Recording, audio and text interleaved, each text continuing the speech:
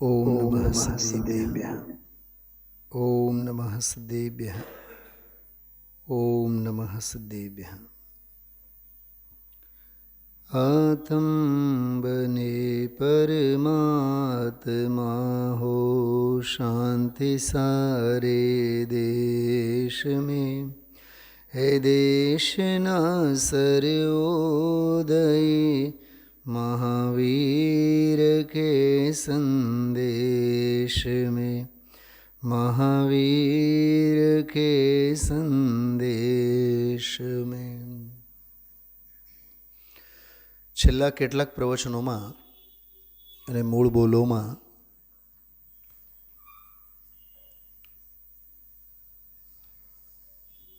પાત્ર જીવને માટે, આસન્ન નિકટભવી જીવને માટે અનુભવનું મૂળ ભાતું અને પાયાના સિદ્ધાંતોની ચર્ચા, ખૂબ રસબસતી ચર્ચા ચાલી છે. રોજ નિત નવા અપૂર્વ ન્યાયો અને અપૂર્વ વિષય બિંદુઓ આવી છે. છેલ્લા 4-5 દિવસના સ્વાધ્યાયોમાં આવેલી 2-3 બાબતો તરફ ખાસ ફરી 1-2 મિનિટ માટે ધ્યાન દોરવાનું મન થાય છે. હમણાં 2 દિવસ પહેલાં એક વિષય આવ્યો હતો, શોધક વૃત્તિ, ગવેષણા. તે દિવસે તો રાત્રે પણ સ્વાધ્યાયમાં મેં બધી એની જ ચર્ચા લીધી હતી. ગઈકાલે પણ સવારે આપણે થોડીક વાત કરી હતી. ગમે તે ક્રિયા હો, ગમે તે બાહ્ય પ્રવૃત્તિ હો, પણ બાહ્ય ધાર્મિક ક્રિયા કે તત્સંબંધી અંદરના શુભ ભાવ અથવા મંદ કશાય, એમાં ક્યાંય ધર્મનો ભ્રમ નહીં પાળવો. એ ધર્મ છે નહીં, એનાથી ધર્મ છે નહીં. કેમ કે અટકવાના રસ્તા ઘણા છે. એટલે સ્વભાવની શોધક વૃત્તિ, સ્વરૂપ અને સ્વભાવ એટલે આત્મઝંખનાને કોઈ દી કોઈ કિંમતે નહીં છોડવું. 215 નંબરના બોલમાં એ શબ્દ હતો, પોતાના સત સ્વરૂપની શોધ ચાલુ રહે એવી રીતે જોડાય. ભલે નહીં બહારમાં શુભમાં જોડાય, પણ શોધક વૃત્તિ વહી ન જાય, એવા શબ્દો હતા. એટલે શુદ્ધતાનું ધ્યેય છોડીને શુભનો આગ્રહ ન રાખે. અજ્ઞાનીના અજ્ઞાનના ઘાટ કેવા? એને તો ખરો જુઓ તો એને શુભનો એ આગ્રહ ક્યાં છે? શૈલાબેન શું કીધું? સમજાય છે? સાધકને કદાચ શુભોપયોગના જોરે શુભનો આગ્રહ દેખાય, પણ અજ્ઞાનીને તો શુભનો આગ્રહ પણ ક્યાં છે? કેમ કે એ તો મહા અશુભમાં જ પડેલો છે. શ્રદ્ધાની જ ઊંધાઈ છે, તો એની તો ખેંચ શેની રહેશે? મિથ્યાત્વની જ રહેશે ને, અજ્ઞાનની જ રહેશે ને. એને તો ખેંચ. તો એના નસીબમાં તો શુભનો આગ્રહ પણ નથી. કોની વાત ચાલી છે? અજ્ઞાની, મિથ્યા દૃષ્ટિની. સમયસારની ભાષામાં કહીએ, શુદ્ધના પક્ષમાં તો નથી, પણ એ શુભના પક્ષમાં ક્યાં છે? કેમ કે અશુભનો અને અજ્ઞાનનો પક્ષ તો એને છોડવું જ નથી. એમ ગુરુદેવશ્રી આ છેલ્લા 3-4 દિવસમાં વાત બહુ સરસ કરી છે. જે હજી મિથ્યાત્વમાં જ પડેલો છે, તો એ તો અશુદ્ધમાં જ પડેલો છે. હમણાં 2 દિવસ પહેલાં તો એક બહુ સરસ વાત આવી હતી કે પરિશઃ અને ઉપસર્ગ 3-4 દિવસ થયા. પરિશઃ સહેવાનો, ઉપસર્ગ સહેવાનો, એમાં સમતા ભાવ રાખવાનો જ્ઞાનીને લાગુ પડે, અજ્ઞાનીને નહીં. એ તો મિથ્યાત્વના પરિશામાં જ પડ્યો પાથર્યો છે, એને ક્યાં પરિશઃ લાગુ પડે? ખ્યાલમાં આવ્યું? આપણે એમ કહીએ ને કે પાપના ઉદયમાં, અશુભના ઉદયમાં, અસાતાના ઉદયમાં સમતા ભાવ જ્ઞાની રાખે. તો અજ્ઞાની એ તો મહા અશુભમાં જ પાથરનું જ એનું અશુભનું છે, અજ્ઞાનનું છે. એને ક્યાં અશુભનો ઉદય? એ તો મોહનો ઉદય તો એને તીવ્ર તો ચાલી જ રહ્યો છે. માન્યતા જ ઊંધી છે ને એની. એટલે બહુ ઝીણી વાત છે કે સત સ્વરૂપની શોધ ચાલુ રહે, શોધક વૃત્તિ બની રહે. એનો બીજો એંગલ આપણે કે ક્યાંય સંતોષાઈ નહીં જાય કે અમે ઘણું કર્યું, અમે પૂજન કર્યા ને વિધાન કર્યા અને અમે બાહ્ય ક્રિયાઓ કરી, મંદિર બનાવ્યા, પ્રતિષ્ઠા કરી. પ્રતિષ્ઠા તો કરી, પ્રતિષ્ઠિત કેટલા થયા?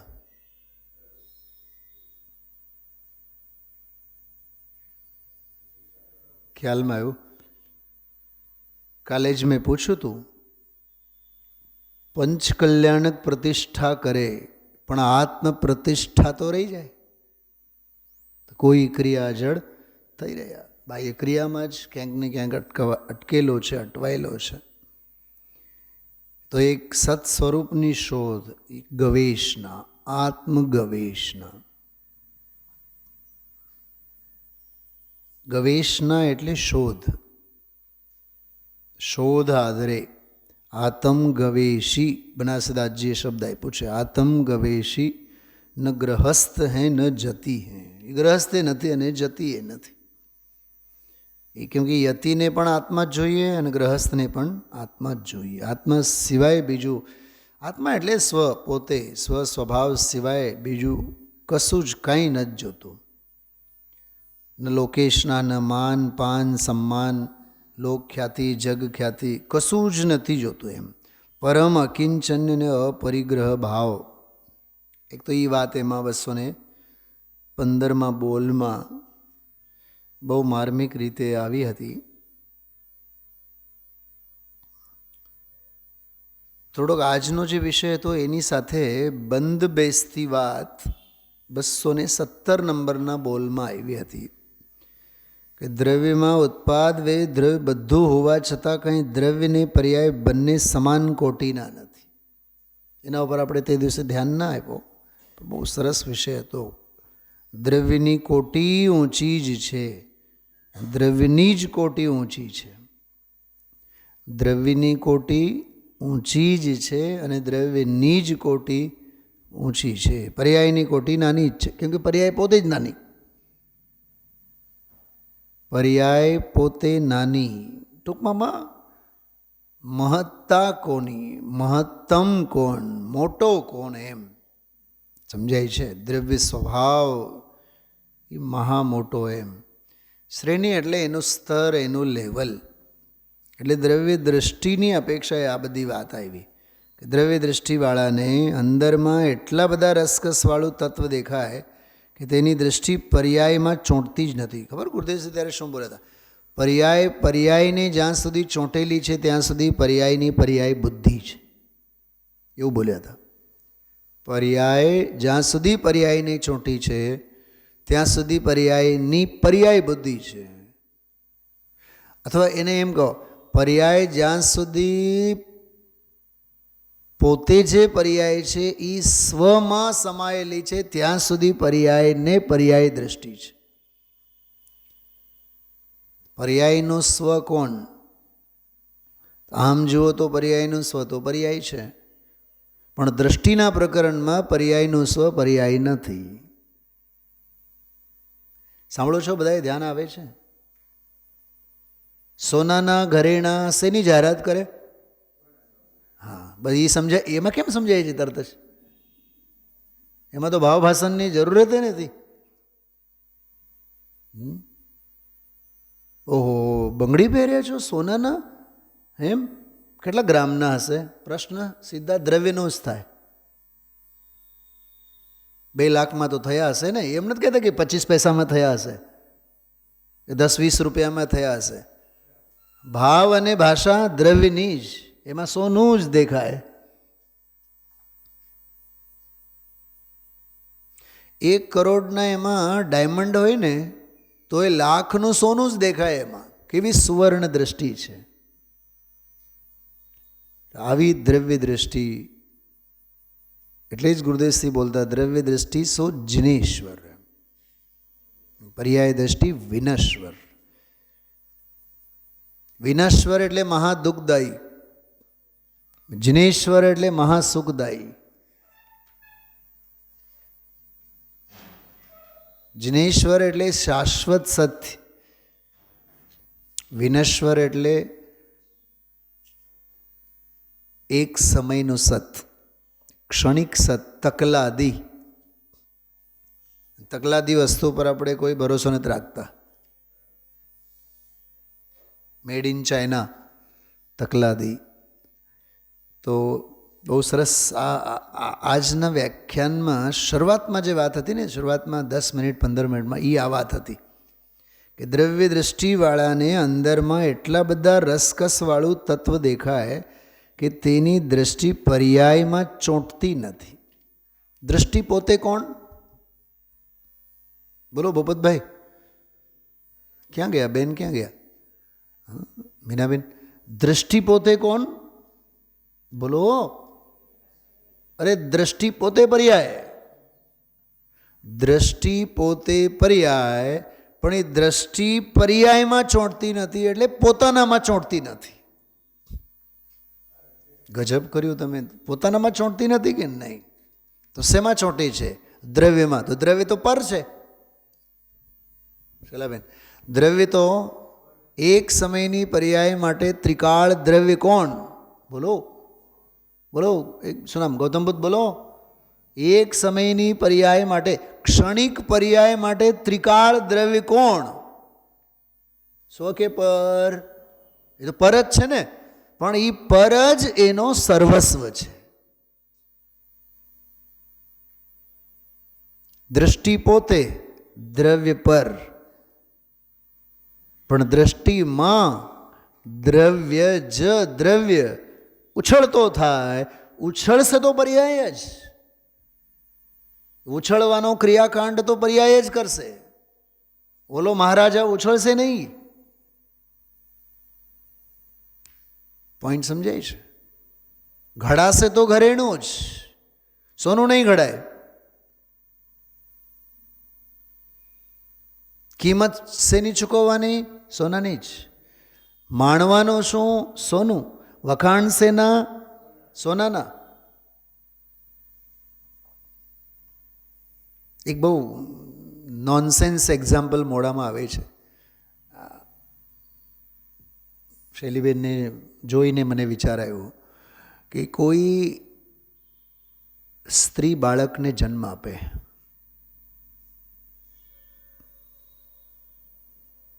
નિશાળમાં બાળકના નામ પાછળ બાપનું નામ આવે કે માનું નામ આવે? જન્મ કોણે આપ્યો? પીડા કોને સહી?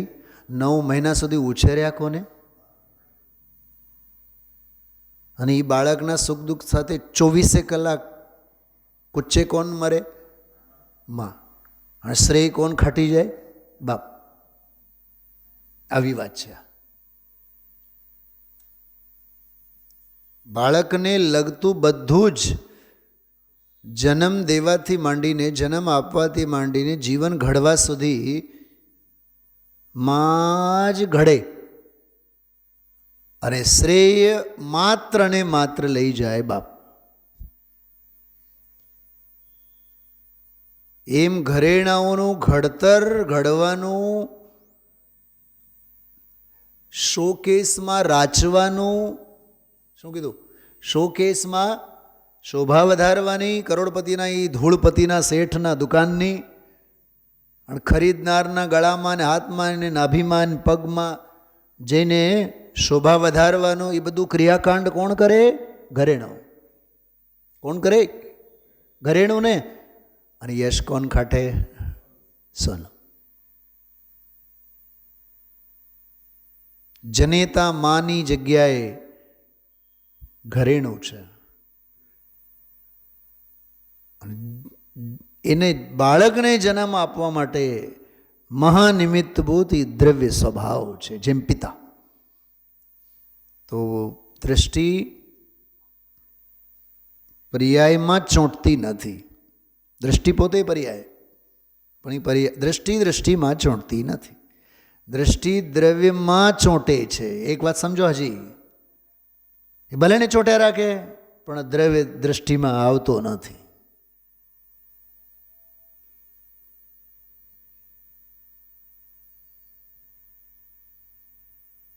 હજી એક વાત સાંભળો, દ્રષ્ટિમાં દ્રવ્ય આવતો નથી, પણ દ્રવ્યનું જેટલું જે સામર્થ્ય હોય છે એ બધું સામર્થ્ય આવી જાય છે. હું સાચું કહું શૈલાબેન, જ્યારે જ્યારે પણ ગુરુદેવશ્રીના મુખેથી આ વાત સાંભળું, મને એમ થાય ગુરુદેવશ્રીને મારો સવાલ છે કે એ જે દ્રવ્યનું સામર્થ્ય દ્રષ્ટિમાં આવી જાય છે એવું જે તમે બોલો છો, દ્રવ્ય આવતું નથી, ઠીક, એ તો અમને મંજૂર છે. દ્રવ્યનું સામર્થ્ય આવી જાય છે. તો મારો પ્રશ્ન છે, એ જે સામર્થ્ય જે આવે છે એ દ્રવ્યનું સામર્થ્ય છે કે એ પર્યાયનું પોતાનું સામર્થ્ય છે? બોલો નૈનાબેન. ગુરુદેવ સાંભળે છે સ્વર્ગમાં બેઠા બેઠા. હું પડકાર ઝીલીને આ સવાલ કરું છું. એ જે દ્રવ્યનું સામર્થ્ય તમે બોલ્યા, દ્રવ્યનું સામર્થ્ય તો અનંત છે. શું એ ક્ષણિક પર્યાયમાં દ્રવ્યનું બધું સામર્થ્ય આવી જાય? એક મોજામાં આવડત છે કે આખા દરિયાને એ લઈ લે પોતાનામાં? મારો પ્રશ્ન સમજાય છે? મારી જિજ્ઞાસા ખ્યાલમાં આવે છે તમને? પારાવાર છે ને દરિયો, તો એક મોજામાં શું દરિયો આવી જાય? તો એક સમયની પર્યાયમાં શું આખું દ્રવ્ય તો નહીં આવે? તો આખા દ્રવ્યનું આખું સામર્થ્ય આવી જાય? નથી આવતું ને. તો એ જે આવે છે એ શું છે, એની કોનું છે? બસ મારો પ્રશ્ન એટલો છે. આવે છે એ પર્યાય, આવે છે એ પર્યાયનો જ. ઓહો હો હો. એટલે જ ગુરુદેવે કીધું આલંબન દ્રવ્યનું વેદન પર્યાયનું. હજી એક મારો પ્રશ્ન છે. અચ્છા, એમ પર્યાય એટલી પામર છે, એને દ્રવ્યનું આલંબન લેવું પડે? એના ષટકારકોનું શું થાય? માસી તમને સમજાય છે પ્રશ્ન મારો? હા, દ્રવ્યની વાત તો જવા દો, પણ પર્યાય એટલી પરાધીન છે, એ એનો કરતા કર્મ કરણ. પછી ઓલી 16મી ગાથા સ્વયંભુવાળી શું થશે? પારમાર્થિક કેવળ જ્ઞાન, પોતે પોતાને, પોતાથી પોતાને માટે, પોતાનામાંથી પોતાને ભરોસે, ષટકારો. એના અભેદ ષટકારકોનું શું થાય? તમે કીધું કે દ્રવ્યને આલંબે, તો એનો આધાર તો ગાયબ થઈ ગયો. એના ષટકારકોમાંથી આધારવાળો કારક તો એનું ખંડિત થયું ને. તો મારું તો મન માનવા તૈયાર જ નથી કે દ્રવ્યનું આલંબન. તો હું માનવાનું છે? કાંઈ નથી માનવાનું. જેવો વસ્તુ સ્વરૂપ છે એવું માનો.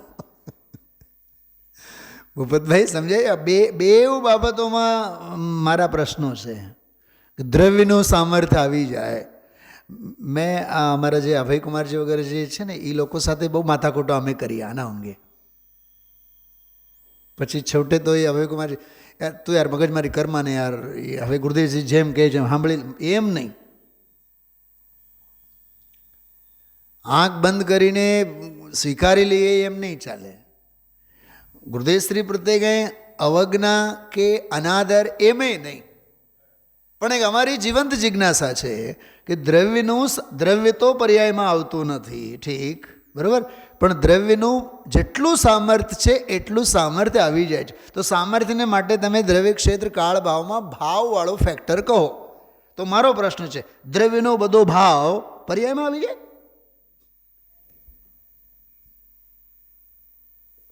જ્યારે પણ ગુરુદેવ સે આવું બોલે ત્યારે આ વિચારજો તમે લોકો.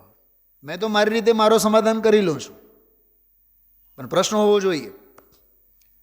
દ્રવ્યનું બધું સામર્થ્ય આવી જાય. પહેલો પ્રશ્ન, શું એક મોજામાં એવડી આવડત છે કે આખા દરિયાને આગોશમાં લઈ લે? નિર્મલાબેન કંઈક બોલો તો ખરા. એક પર્યાયમાં એવી આવડત છે, ક્ષણિક સતમાં એવી આવડત છે કે ત્રિકાળ સતનું બધું વૈભવ લઈ લઈ. અચ્છા, બીજું દ્રવ્યનું જે સામર્થ્ય છે એ તો અનાદિ અનંત છે, શાશ્વત છે ને. અને પર્યાય એક સમયની દ્રષ્ટિ પર્યાય એ તો ક્ષણિક ઉત્પાદ વ્યયરૂપ છે, ઓલું તો ધ્રુવરૂપ છે. તો ધ્રુવરૂપ દ્રવ્યનું બધું જ સામર્થ્ય ઉત્પાદ વ્યયરૂપ પર્યાયમાં આવી જાય તો ઉત્પાદરૂપ થઈ અને બીજે ક્ષણે નાશ પામે. આવા એક બે નહીં, સેંકડો સવાલો છે મારા મગજમાં. તોય ગુરુદેવ શ્રી પ્રત્યે શ્રદ્ધા તો પૂરેપૂરી રાખવાની જ, ભાવભાષણ કરવાનું. એ દ્રવ્યનું સામર્થ્ય નથી, પર્યાયનું પોતાનું સામર્થ્ય છે.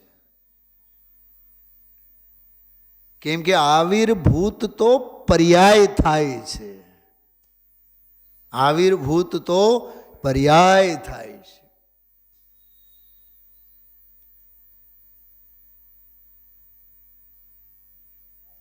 એટલે હું હમણાં 4-5 દિવસ પહેલાં કીધું હતું, ગુરુદેવ શ્રીનો દરેક વ્યાખ્યાન સેંકડો સવાલો આપણી સામે મૂકી જાય છે. નિશાળે ગયેલો છોકરો 8 પીરિયડ ભણે અને એના મગજમાં દરેક પીરિયડ અંગે એક સવાલ, 8 સવાલે ન હોય, સમજી લેવાનું એને આજે નિશાળે જવાનું નકામું છે.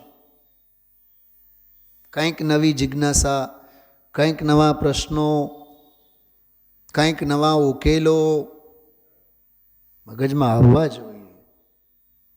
આ રૂટીન નથી, આ રૂટીન નથી. શેલાબેન, આજે શરૂઆતનો 10 મિનિટનો સ્વાધ્યાય 10મા નંબરનો કળશનો હતો. ક્યાંથી 10મો કળશ, ક્યાંથી આ 10 મિનિટનો વિષય? હમણાં ખોલું તમને તમારી સામે હમણાં. તો એક તો આ વિષય બહુ મગજમાં ફરવા જેવી છે કે દ્રષ્ટિ પર્યાયમાં ચોંટતી નથી. તો દ્રવ્યમાં ચોંટે છે તો પર્યાય મટી જતી હશે, સ્વભાવમાંથી ક્ષણિક સત નીકળી જતું હશે. કેમ? વિચારજો. પછી તો એવું બોલે છે બેનશ્રીમાં, ભલે અનુભૂતિ થાય પણ દ્રષ્ટિ અનુભૂતિમાં એટલે પર્યાયમાં ચોંટી નથી જતી. એટલે અનુભૂતિમાં ચોંટતી નથી, અનુભૂતિ સ્વરૂપમાં ચોંટે છે.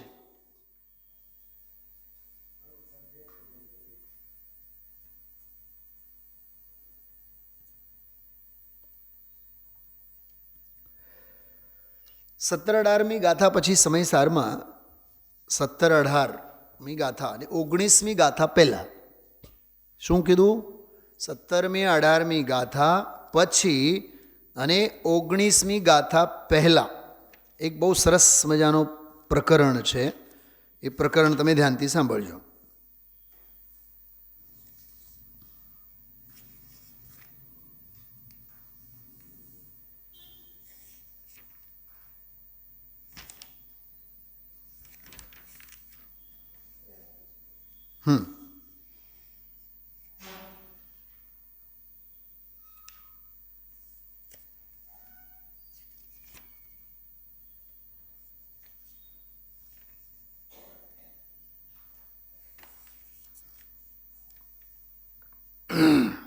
જો 17મી 18મી ગાથાઓ છે. જમ પુરુષ કોઈ નૃપતિને જાણે પછી શ્રદ્ધા કરે, પછી યત્નથી ધનાર્થી તે અનુચરણ નૃપતિનું કરે.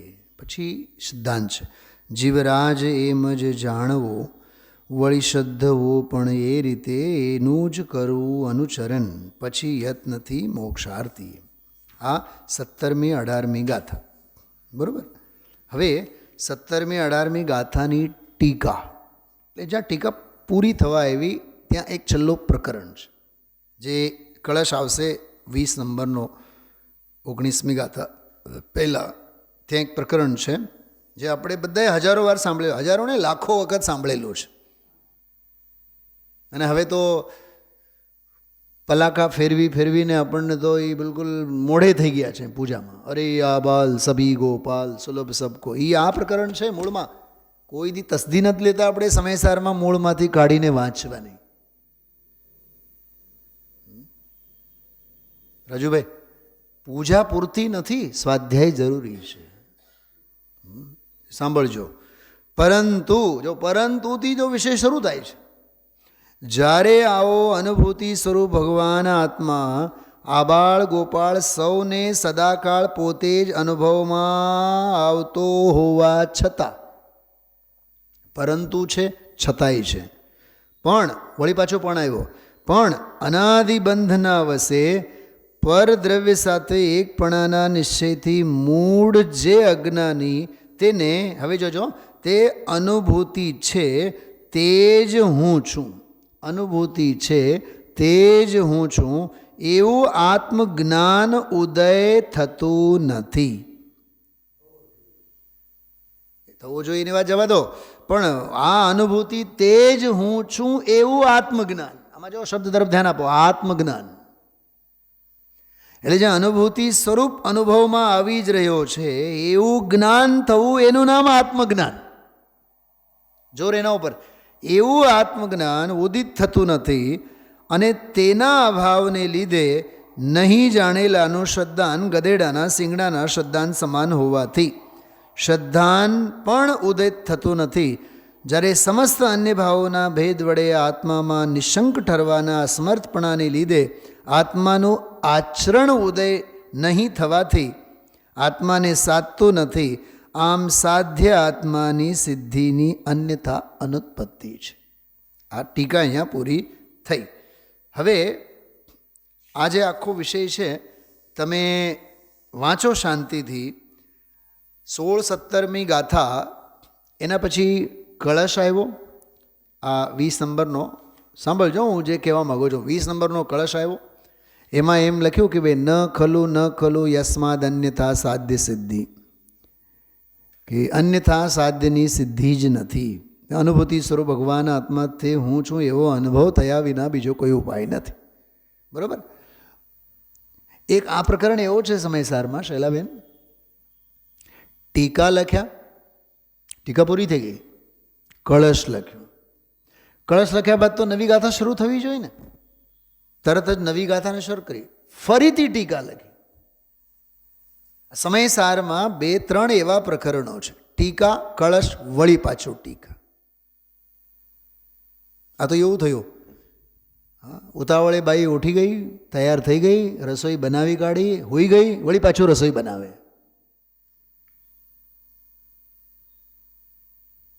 દાંત આવ્યા ને તમને? ઊંધું લાગે, વિચિત્ર લાગે કે નહીં? તો ઘણા ઘરડા એવા હોય, વૃદ્ધો નાહી ધોઈને બેઠા હોય, પછી ઘરના દીકરાઓ પછી એને ખાવાનું આપે, થાળી આપે, જમવાનું આપે. થોડીક વાર પછી, કિંજલ થાળી લાવતો, જમવાનું આપતો. પણ બા તમને હમણાં તો આપ્યા. શું સમજાય છે? કલાક 2 કલાકમાં 3-4 વખત એ ખાવાનું માગે. વિચિત્ર લાગે ને આપણને? એવા ઘાટ છે. ટીકા કરી, શ્લોક લખ્યું, વળી પાછું ટીકા, અને વળી પાછું જે ટીકા લખેલ છે ગજબનો માલ છે. એમાં સાંભળજો, હવે કોઈ તર્ક કરી, હું ટીકા વાંચું છું, 17-18મી ગાથાની ટીકા પછીનો કળશ, કળશ પછીની ટીકા. કોઈ તર્ક કરે કે આત્મા તો જ્ઞાન સાધે તાદાત્મ રૂપે છે, જુદો નથી, તેથી જ્ઞાનને નિત્ય સેવે જ છે, તો પછી તેને જ્ઞાનની ઉપાસના કરવાની શિક્ષા કેમ આપવામાં આવે?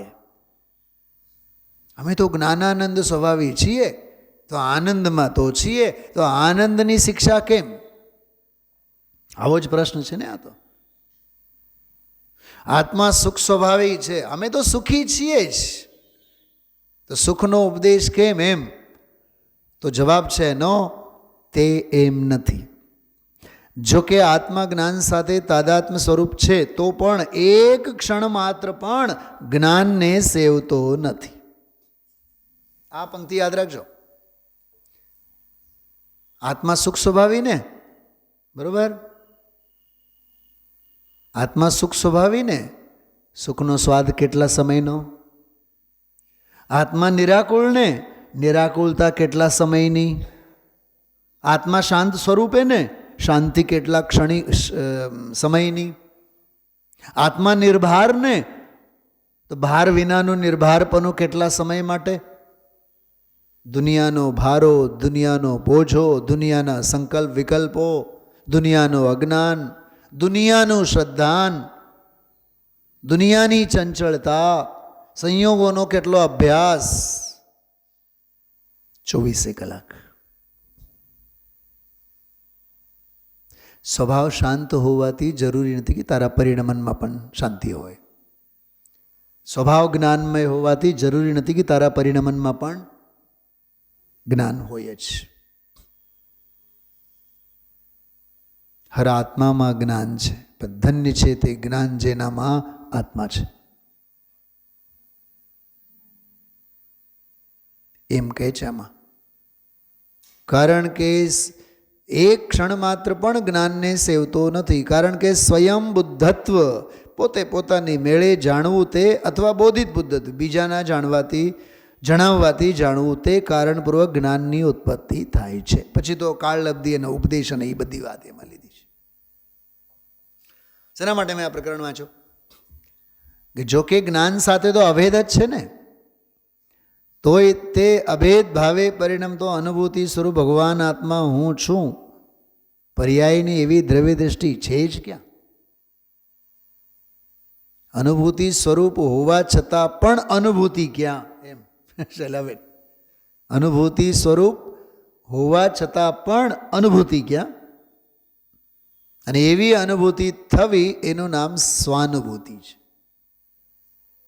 આજના વ્યાખ્યાનની શરૂઆત આ બોલથી જે થઈ ને, એ આ બોલ હતો. એ શુદ્ધ નયના વિષયભૂત આત્માની સ્વાનુભૂતિ સુખરૂપ છે. બસ 27મો બોલ એ આજનો આ બોલ હતો. શુદ્ધ નયના વિષયભૂત, એના માટે 10મો કળશ વાંચજો. જો મેં તો તમારી સામે અત્યારે નિયમ સારનો એક દાખલો કાઢીને બેઠો છું. પ્રવચન સાર તો શાસ્ત્ર અત્યારે નથી, એ મારી પાસે હાલમાં નથી, તો વાંચવા માટે લઈ ગયો તો 33મી ગાથા એમાં પ્રવચન સાર. સર્વજ્ઞ ભગવાન કેવળી, કેવળ જ્ઞાન વડે, ગજબ ગજબની વાત છે. સાંભળજો.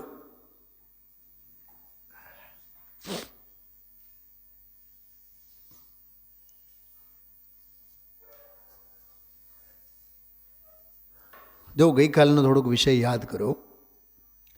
એમાં એક પ્રકરણ આવ્યું હતું કે આમ જ બેનશ્રીના બોલમાં 226મો બોલ છેલ્લે આપણે જે વાંચી ગયા 33માં ગાથા કાઢને, એમાં 26મો બોલ જુઓ ઝડપથી. ગઈકાલનો છેલ્લો બોલ એમાં આવ્યું હતું, વધારે જાણવાની આકાંક્ષાથી બસ થાવ. છે ને? વધારે, દેવીબેન જુઓ એમાં ગઈકાલનું બોલ,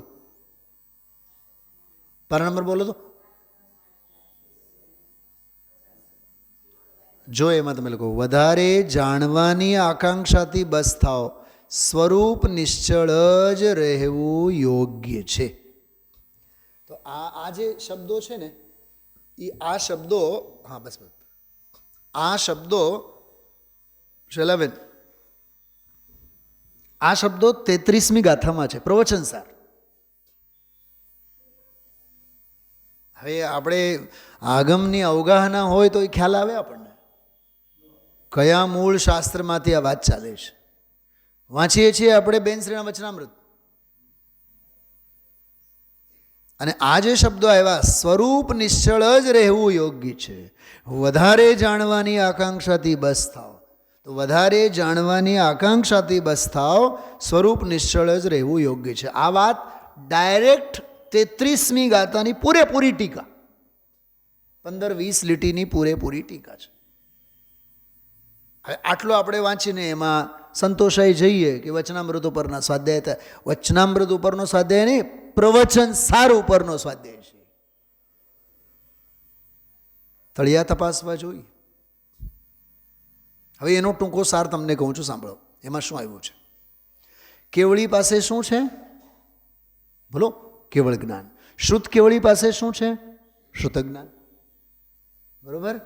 જેની પાસે 2000 વોટનો લાઇટ હોય, 2000, સમજો કે આ લાઇટ ઘરે ઘર પણ હોય ને બધા, એને ત્યાં શું કહેવાય, અને આ પીઓપી અને આ બધું કરેલું હોય, હા, એનું બિલ આવતું હોય ₹1,00,000. ગરીબ એ ખાવાનો પીવાનો ઘરના કામ બધા એ ₹1,00,000 વીજળીના ખર્ચે ઘરે કરે જ. અને કોઈ ગરીબ હોય, એક નાનકડી દીવડી હોય, ₹25નું તેલ 30 દિવસમાં, નાનકડી દીવડીમાં પોતાનું ઘર કામ કરે. અને કરોડપતિ હોય તો એ મહાઆરંભી હિંસાના ખોળે જીવન ગુજારે. ઓલો નરક નિગોદમાં જવાની તૈયારી કરે. વિષયાભિલાષી અને વિષયારંભી, બહુ આરંભી અને બહુ પરિગ્રહી વાળો તો એ તો નરક નિગોદમાં જવાની તૈયારી કરે. ઉલટાનો પછી એમાં અહોભાવ, અમારે ત્યાં તો આવા લાઇટ, અમારે ત્યાં તો આવા લાઇટ. સુવિધાઓનો ભોગવટો પાપ સિવાય બીજું કંઈ નથી. અને સાધના પ્રત્યેની અપ્રતિહતતા ધર્મ સિવાય બીજું કંઈ નથી. શુભ ન કીધો, મેં ધર્મ કીધો. તો આ શું કામ મેં દાખલો આપ્યો? કેવળી પાસે કેવળ જ્ઞાન, મોટો લાઇટ છે એની પાસે, અને શુદ્ધ કેવળી પાસે શુદ્ધ જ્ઞાન, એની પાસે દીવડી છે. અચ્છા, કેવળી પણ કેવળ જ્ઞાન વડે કેવળ આત્માને જાણે. શુદ્ધ જ્ઞાની શુદ્ધ કેવળી પણ શુદ્ધ જ્ઞાન વડે કેવળ આત્માને જાણે. ઓલોય કેવળ આત્માને જાણે, આય કેવળ આત્માને જાણે. એટલે કે છે વધારે જાણવાની આકાંક્ષાથી બસ થાવ, અમે તો સ્વરૂપ નિશ્ચળ જ રહીએ છીએ, એ જ અમારે માટે રહેવું યોગ્ય છે. આ બિલકુલ આબેહૂબ શબ્દો આમાં છે, 33મી ગાથામાં છે. પહેલાં ગાથા સાંભળો અને કસમ ખાઓ, ઘરે જઈને 33મી ગાથા વાંચશું. પ્રવચન સાર પહેલાં તો જઈને ઘરે વિરાજમાન કરો. ન હોય તો ₹50નો ગ્રંથ લઈને જાઓ, પણ ઘરે રાખો. 5 પરમાગમો, ગુરુદેવશ્રીના પ્રવચનોના બધા ભાગ ઘરે એક કબાટમાં રાખવા જોઈએ. આપણે 5-50 ગ્રંથો તો ઘરે હોવા જોઈએ. શુદ્ધ જ્ઞાનથી જાણે ખરે જ્ઞાયક સ્વભાવી આત્મને. ધ્યાનથી સાંભળો. શુદ્ધ જ્ઞાનથી જાણે ખરે, જો આ શુદ્ધ નહીંનો વિષય, જાણે ખરે જ્ઞાયક સ્વભાવી આત્મને, ઋષિઓ પ્રકાશક લોકના શુદ્ધ કેવળી તેને. આ ગાથા શુદ્ધ કેવળીવાળી ગાથા છે. બરોબર. અચ્છા, બીજો એક હજી કમાનમાંથી તીર કાઢું છું, ત્યારે તો રાડ ફાટશે. બહુ ધ્યાનથી સાંભળજો. આ હજી પ્રવચન સાર, હું સમયસારની વાત કરીશ હમણાં. તો આમાં કે આ ગાથા છે શ્રુતજ્ઞાનીની ગાથા છે. શ્રુતજ્ઞાની કેવા? હવે એની ઉત્થાનિકા સાંભળો. ઉત્થાનિકા એટલે ગાથાનો પરિચય. હવે કેવળ જ્ઞાનીને અને શ્રુતજ્ઞાનીને અવિશેષપણે દર્શાવીને વિશેષ આકાંક્ષાના ક્ષોભને ક્ષય કરે છે. બેનો એક પ્રશ્ન પૂછો આપ સૌને. 365 દિવસ દાળ રોટલી શાક ભાવે? ખોટે ખોટો હા નહીં બોલતા. એક દાળ શાક અને રોટલી, વધીને છાશ. આપણે તો સવારના મેનુ જુદા, સાંજના જુદા, શનિવારનો તો ઓર જુદા, રવિવારનો તો કેટલી વિષયાભિલાષા છે, વિચાર કરો. આમાં આચાર્ય એમ કહે છે અમે શુદ્ધ જ્ઞાન વડે આત્માને જાણ્યું ને, કેવળી પણ કેવળ જ્ઞાન વડે આત્માને જાણ્યું ને, વિશેષ આકાંક્ષાથી બસ થાવ. અને અહીંયા આપણને વિશેષ આકાંક્ષા સિવાય કંઈ નથી. આને કહેવાય જ્ઞેય નિષ્ઠા, વિષય નિષ્ઠા. અને જેને જેટલી વિષય નિષ્ઠા, જેને જેટલી કષાય જ્ઞેય નિષ્ઠા, કષાયોનો એને જોર એટલો. જેમ આપણને રોજના નવા કપડાં જોઈએ, કાલના કપડાં આજે ન પહેરીએ, આજના ગયેલા હોય ધોવામાં, કાલે ધોઈને આવશે, પછી જશે ડીસીમાં.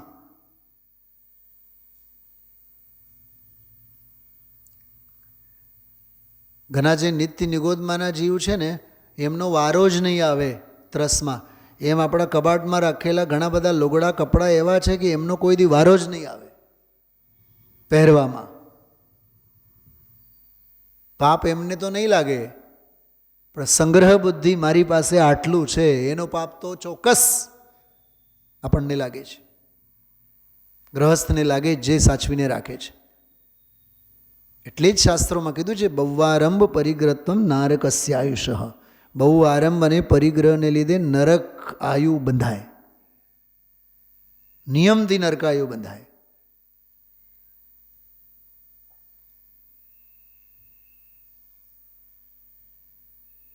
શું સમજાય છે?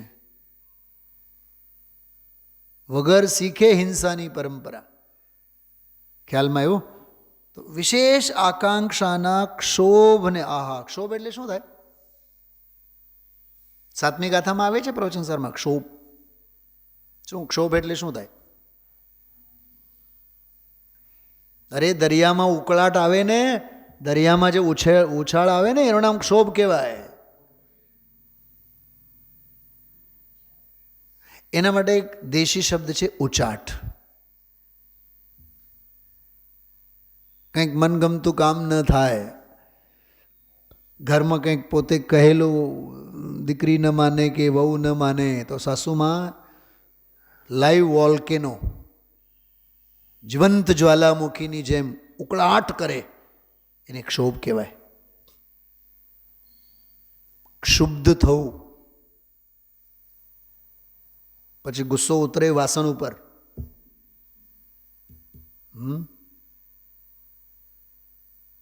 રસોડામાં વાસણોનો ઘોંઘાટ જાજો સંભળાય તો સમજવું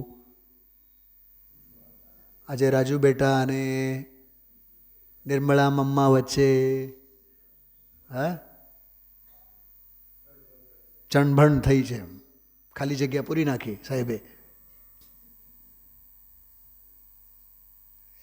વિચારજો, ક્યાંક ને ક્યાંક તો એ નીકળે ને ભડાસ જેને કહીએ આપણે. અહીંયા એમ કહે છે વિશેષ આકાંક્ષાના ક્ષોભને ક્ષય કરે છે. અમારે હવે કંઈ વધુ જાણવાની જરૂર નથી. ટીકા વાંચો છો. જેમ ભગવાન યુગપત પરિણમતા સમસ્ત ચૈતન્ય વિશેષોવાળા કેવળ જ્ઞાન વડે અનાદિનિધન નિષ્કારણ અસાધારણ સ્વસંવેદ્યમાન ચૈતન્ય સામાન્ય જેનો મહિમા છે, તથા ચેતક સ્વભાવ વડે એકપણું હોવાથી જે કેવળ એકલો નિર્બળ શુદ્ધ અખંડ છે, એવા આત્માને આત્માથી આત્મામાં અનુભવવાને લીધે કેવળી છે. તેમ અમે પણ, જો શુદ્ધ કેવળી, અમે પણ, આચાર્ય એમ કહે છે, અમે પણ ક્રમે પરિણમતા કેટલાક ચૈતન્ય વિશેષોવાળા શુદ્ધ જ્ઞાન વડે અનાદિનિધન નિષ્કારણ અસાધારણ સસંવેદ્યમાન ચૈતન્ય સામાન્ય જેનો મહિમા છે, તથા ચેતક સ્વભાવ વડે એકપણું હોવાથી જે કેવળ છે, એવા આત્માને આત્માથી આત્મામાં અનુભવવાને લીધે શુદ્ધ કેવળી છીએ. માટે વિશેષ આકાંક્ષાના ક્ષોભથી બસ્તાવ સ્વરૂપ નિશ્ચળ જ રહીએ છીએ. આ 33મી ગાથા પ્રવચન સાર. હવે આપણી વાત કરીએ. હવે આટલી અધ્યાત્મની મૂળ વાત સાંભળી, હા, તોય આપણામાં ભૂખ એવડી, મારે હજી ઓલું વાંચવાનું બાકી છે, મારે હજી ઓલી પરીક્ષા દેવાની બાકી છે, મારે તો હજી ઓલા 2 પ્રશ્નો જડતા નથી, મારે એનો જવાબ તો મારે શોધવાનો જ. પણ એ પ્રશ્નોના જવાબ માટે જે કાલાવાલા અને ઉચાટ થાય, એ ઉચાટ આપણને એમ લાગે જ્ઞાનની ભૂખ છે, ખરેખર તો એ જ્ઞેયની નિષ્ઠા છે.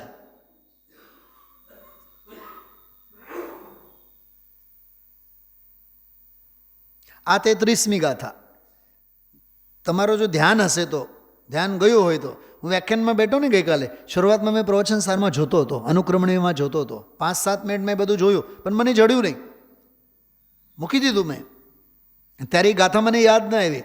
અહીંથી સ્વાધ્યાયમાંથી બહાર નીકળ્યા બાદ પગથિયા ચડતી વખતે મને સ્ટ્રાઇક થઈ, આ તો 33મી ગાથા છે, અને એ વાંચવા માટે ગ્રંથ અહીંથી લઈને ગયો સીધા. સહજતા રાખો. જડેલું હોય જાય ક્યાં?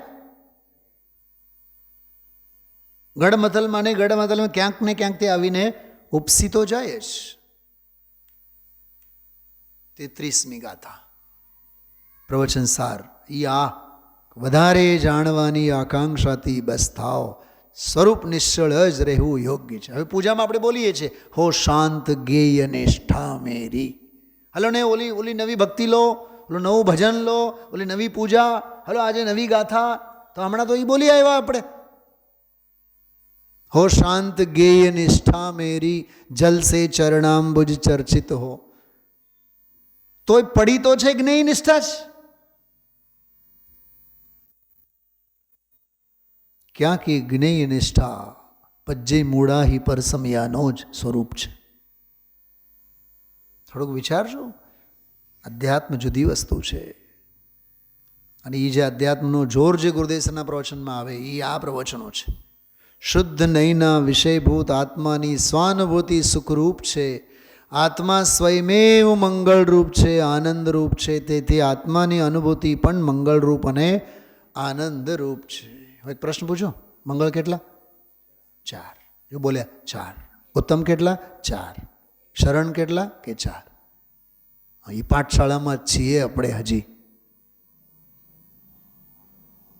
માથું ફોડીને આપણે નિયમસારમાં વાત કરી હતી. અરે એ જે 4 મંગળ છે, એ 4ને પૂછો કે તમારા માટે મંગળ કોણ છે. ઓલા જે 4 ઉત્તમ છે એમને પૂછો કે લોકમાં ઉત્તમ કેટલા. 4 જે શરણ છે કહેવાય છે એમને પૂછો કે શરણ લેવા યોગ્ય કેટલા. એ મંગળ, ઉત્તમ અને શરણ 4 એક જ જવાબ આપશે, અમારો આત્મા અધ્યાત્મ છે. એટલે આમાં કીધું કે આત્મા સ્વયમેવ મંગળરૂપ છે. ગુરુદેવ શ્રી તો આજે જો 90 વર્ષની ઉંમર, 78નો પ્રવચન, લગભગ 42-43 વર્ષ થઈ ગયા પ્રચારના, સાધનાના, સોનગઢના ખાતે 45 વર્ષ રહ્યા. 42-43 વર્ષ પૂરા થવા આવ્યા છે અને સમજાવે છે મંગલ એટલે શું. મંગમ લાતી ઇતિ મંગળ, મમ ગલ એટલે નાશ કરે તે મંગળ. એવી પ્રૌઢ સભાને પણ મંગળ શબ્દનો અર્થ સમજાવવું પડે.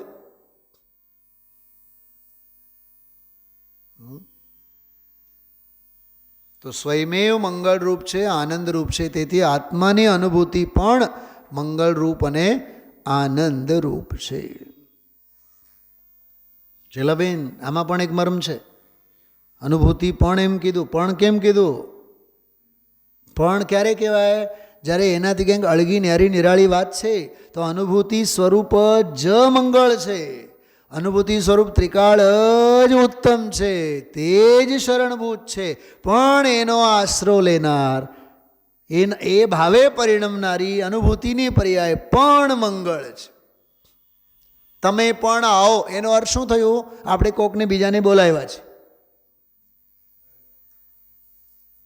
તમે પણ આવો, તમે પણ વયા જાઓ, એટલે આપણે કોકને પહેલેથી કહી દીધું છે કે તમે વયા જાઓ. પણ શબ્દ કંઈક ઇન્ક્લુડેડ છે ને, ઇનબિલ્ટ છે ને. તો અનુભૂતિ પણ એમ કીધું. આત્માની અનુભૂતિ પણ, એટલે આત્મા તો ખરો જ. યા આત્મ સ્વભાવમ પરભાવ ભિન્નમ પૂર્ણ માદ્યંત વિમોક્તમેકમ વિલીન સંકલ્પ વિકલ્પ જાલમ પ્રકાશયન શુદ્ધ નયોભ્યુદયતી. યા શુદ્ધ નયના વિષયભૂત આત્માની અનુભૂતિ. 10મો કળશ છે. 10મા કળશનો આખો વિષય હતો. મંગળરૂપ છે અને આનંદરૂપ છે. આગળ નહીં બોલો છો. આત્માના અસ્તિત્વને ઓળખીને સ્વરૂપમાં ઠરી જા. બસ તારું અસ્તિત્વ આશ્ચર્યકારી અનંત ગુણપર્યાયથી ભરેલું છે. તેનું પૂર્ણ સ્વરૂપ ભગવાનની વાણીમાં પણ પૂરું આવી શકતું નથી. તેને અનુભવી તેમાં ઠરી જા. તેને અનુભવી એટલે અનુભવીને તેમાં ઠરી જા. આત્મસિદ્ધિ અને અપૂર્વ અવસર ગુરુદેવશ્રી યાદ કર્યા. તે સ્વરૂપને અન્ય વાણીથી શું કહે એ વાળી વાત છે આ. તેનું પૂર્ણ સ્વરૂપ ભગવાનની વાણીમાં પણ પૂરું આવી શકતું નથી. જે અનુભવ ગોચર હોય, વચન ગોચર ક્યાંથી હોય? જે જીવવાનો વિષય છે એ જડનો વિષય ક્યાંથી હોય? તો અસ્તિત્વ, મહા અસ્તિત્વની વાત.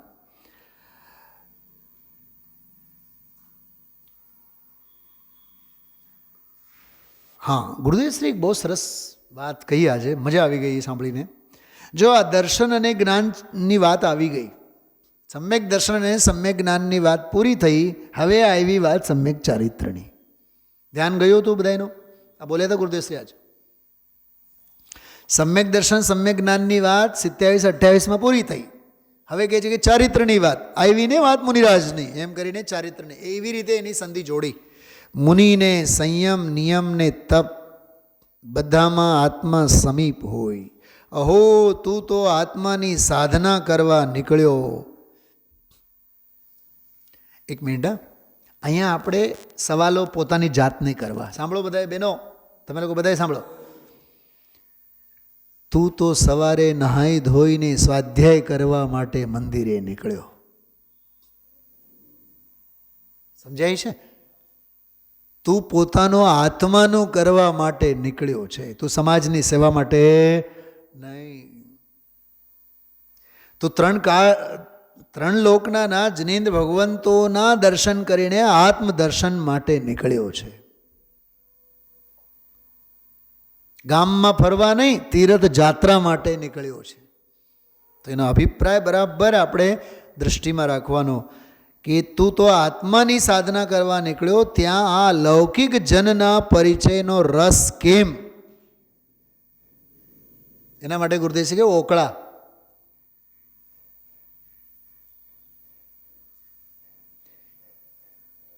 ગેટની અંદર આવ્યા અને એવા નાના મોટા ઓકળા મળે, થોડું ઘણું જે કાંઈ આપણામાં જળ હોય એ બધું જળ ત્યાં ઢોળાઈ જાય.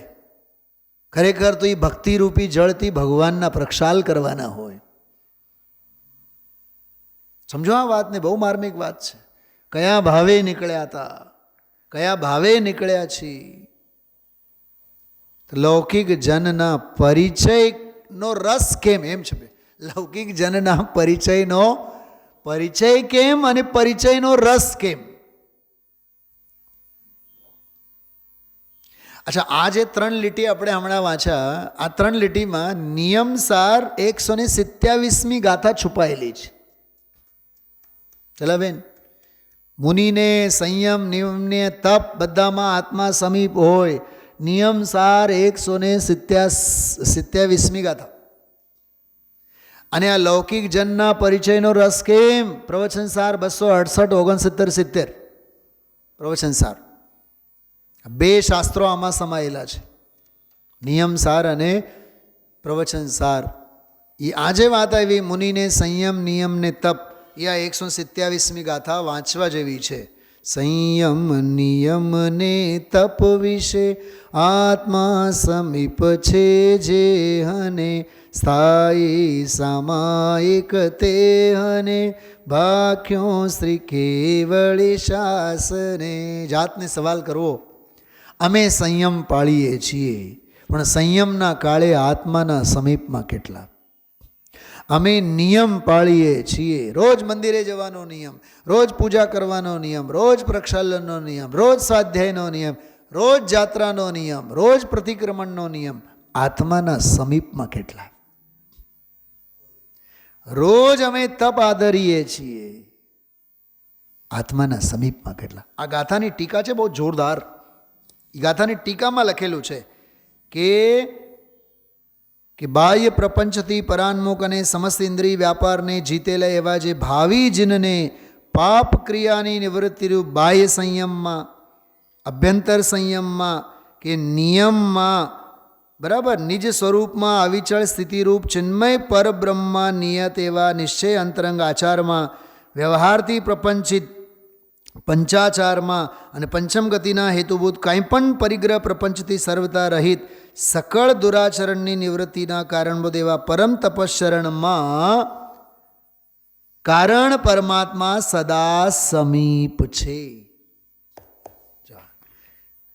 સંયમ, નિયમ ને તપ આ બધાયમાં નિકટમાં આત્મા છે.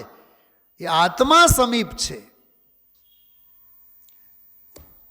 નિયમમાં નિયમ સમીપમાં નથી, સંયમમાં સંયમ સમીપમાં નથી, આત્મા સમીપમાં છે. આવા બધા જિનાગમના રહસ્યો અદ્ભુત સાધકની સાધ્ય દશા, ધ્યેય દશા, ખરેખર એક એક બોલ અને એક એક વ્યાખ્યાનો આપણને પડકાર ફેંકે. 229માં બોલ તો હજી બાકી છે. ઘણું એમાં લૌકિક સંગ તારો પુરુષાર્થ મંદ પડવાનું કારણ થશે. આહા, જો તો ખરા. અચાનક આવી પડેલા અસત્સંગમાં તો પોતે પુરુષાર્થ રાખીને જુદો રહે, પણ પોતે રસપૂર્વક જો અસત્સંગ કરે તો તેની પરિણતિ બંધ પડી જાય. આ બધું આપણને ઘણું બધું શીખવાડે છે. આ બોલો બધા આના ઉપર આવશે, કાલે વાત કરશું. ઓમ નમઃ સિદ્ધિભ્ય.